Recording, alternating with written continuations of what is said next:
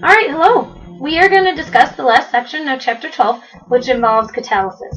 Okay, so far we have talked about reaction rate, how it depends on concentration, time, temperature, and now we're going to talk about catalysts. So we know that the rate of reaction increases with increasing temperature, and we can speed up a reaction by increasing the temperature. Well, sometimes this is not always the best procedure. It can be expensive in an industrial process. It can also be dangerous. For example, lots of reactions that go on in your body require higher temperatures, but we all know that you can't really go over 98.6, or else that's really dangerous for your body. So we have to have some other way to get those reactions to go quicker and to overcome that activation energy. And so what we use is called a catalyst. This speeds up the reaction without being consumed itself. This is really nice for industry because it can be used over and over again and we don't have to keep buying it. And in your body, these are called enzymes. And so again, they can be used over and over and you don't have to keep creating them. Catalysts, instead of increasing the temperature, they provide a new pathway with a lower activation energy. So let's take a look at this graph.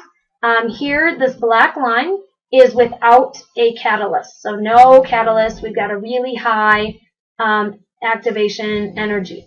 Okay, the red dashed line is what happens when we do use a catalyst. So as you can see, our activation energy is much smaller, and so it's going to be a lot easier for all of those collisions to have an energy higher than the activation energy, and so it'll be easier to produce products. So we're just decreasing that big hill, that activation energy. However, please also notice that the delta E between reactants and products, and we've got it labeled as enthalpy here, that stays the same no matter if you're using a catalyst or not. Okay, it's just the activation energy that's going to change. Okay, there are two types of catalysts. Homogeneous catalysts exist in the same phase as reacting molecules. These can be liquid or usually gas. Heterogeneous catalysts exist in a different phase. These are usually solid, and then the reacting molecules are usually a gas or a liquid. Let's look at heterogeneous catalysts first. So we're going to look at heterogeneous catalysis. It involves what's called absorption. This is the collection of one substance, usually a gas, on the surface of another substance, which is our catalyst, which is usually a solid. So just like water is taken into a sponge or absorbed into a sponge, the gas is absorbed onto the solid. Some examples of this are when you take unsaturated fats and make them into saturated fats, so like hydrogenated oils, which are really bad for you and are also found in lots of junk food. So what they do is they take the liquid fat and they convert it to solid fat, and it breaks some of the double bonds. Unsaturated fats contain double bonds between the carbons, whereas saturated fats don't usually, and so we break these double bonds. Well, this takes a lot of energy because those hydrogen bonds are really strong, and so we have catalysts of either platinum, palladium, or nickel, and it weakens the bonds, which then allows those double bonds, makes it easier to break the double bonds. Breaking bonds involves lots of energy. This is also used in the oxidation of SO2 to SO3, and also in catalytic converters, which convert carbon monoxide to carbon dioxide, among other things. Okay, heterogeneous catalysis usually involves 4 steps. First is the absorption and activation of reactants. Then we've got the migration of the absorbed reactants on the surface of the catalyst. Then we've got reaction of the absorbed substances, and then escape or desorption of products. So here's a picture kind of representing those phases. So we've got molecular absorption here, it's reacting here, and then the product is being released. So here is our catalyst, and then here's all of our little gas particle reactants.